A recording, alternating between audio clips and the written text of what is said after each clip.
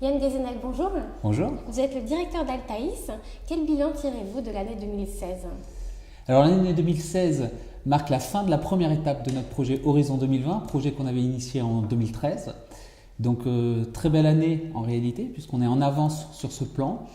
Plus concrètement, d'un point de vue chiffre d'affaires, on a une augmentation de notre chiffre d'affaires de 30% en 2016 par rapport à 2015. Il y a tout juste un an, vous avez choisi de vous repositionner en lançant un SIRH à la carte. Qu'est-ce qui a motivé cette décision? Alors d'abord, on l'a annoncé il y a un an. Ça faisait déjà 3 ans que nous travaillions sur le sujet.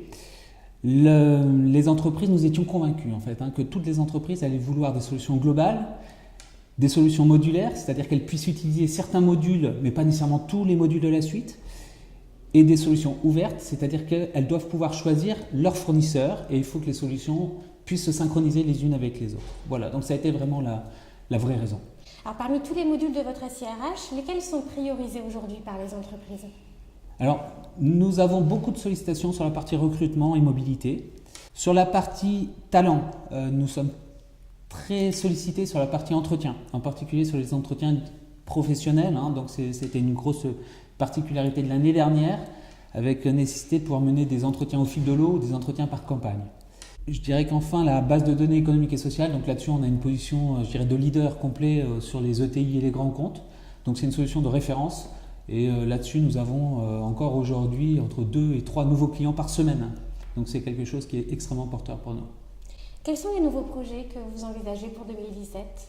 En réalité, nous allons doubler la surface de nos bureaux à partir de juin et donc nous allons recruter.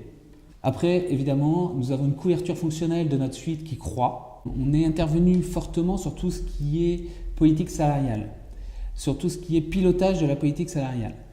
Nous avons mené déjà plusieurs projets là-dessus, nous allons l'intégrer en standard dans la suite.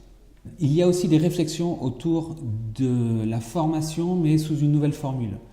C'est-à-dire qu'on a quitté la logique de gestion de la formation d'un point de vue purement administratif. On voit bien que tout ça est en train d'évoluer.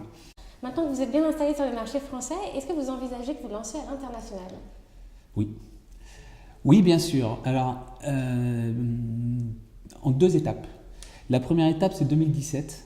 2017, j'ai mis en place une cellule d'analyse d'opportunités. Donc nous sommes en train de scanner le monde entier avec des études région par région, région géographique par région géographique, et nous allons en retenir 2 à la fin de cette année.